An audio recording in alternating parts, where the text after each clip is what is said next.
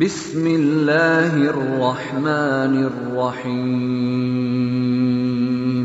محترم حضرات، ذی الحجہ کی 9 تاریخ یعنی یوم عرفہ کی فجر کی نماز سے لے کر 13 ذی الحجہ کی عصر کی نماز تک کل 5 دن ہر فرض نماز کے بعد ایک مرتبہ بلند آواز سے تکبیر تشریق پڑھنا منفرد، امام، مقتدی، مرد اور عورت سب پر واجب ہے۔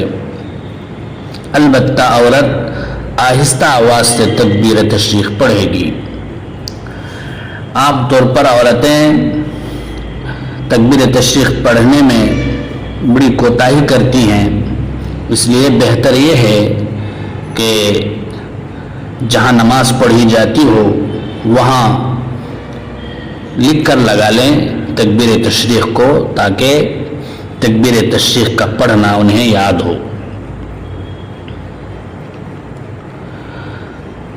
فقہاء نے لکھا ہے کہ مسبوق بھی اپنے سلام پھیرنے کے بعد تھوڑی دھیمی آواز سے تکبیر تشریق پڑھے۔ اگر کوئی شخص تکبیر تشریق سے پہلے بات چیت کر لیا تو فقہاء نے لکھا ہے کہ تکبیر تشریق کا وجوب اس کے ذمے سے ساقط ہو جاتا ہے، لہذا سلام پھیرنے کے فوراً بعد تکبیر تشریق پڑھنے کا اہتمام کرنا چاہیے۔ اگر تکبیر تشریق سے پہلے عمدن وضو توڑ دے تو تب بھی تکبیر تشریق ذمے سے ساقط ہو جائے گی، اب اس کا پڑھنا واجب نہیں رہتا۔ اسی طرح اگر کوئی شخص مسجد میں نماز با جماعت کے بعد تکبیر تشریق پڑھے بغیر مسجد سے باہر آ جائے تو اب بھی تکبیر تشریق واجب نہیں رہتی۔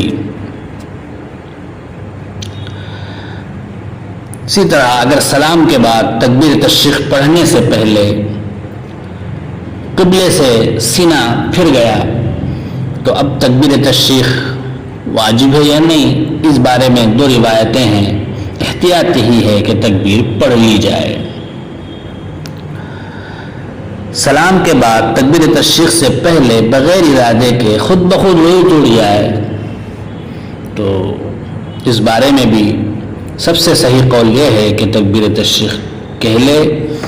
تکبیر تشریق کے خاطر نیا وضو کرنا اس پر لازم نہیں ہے۔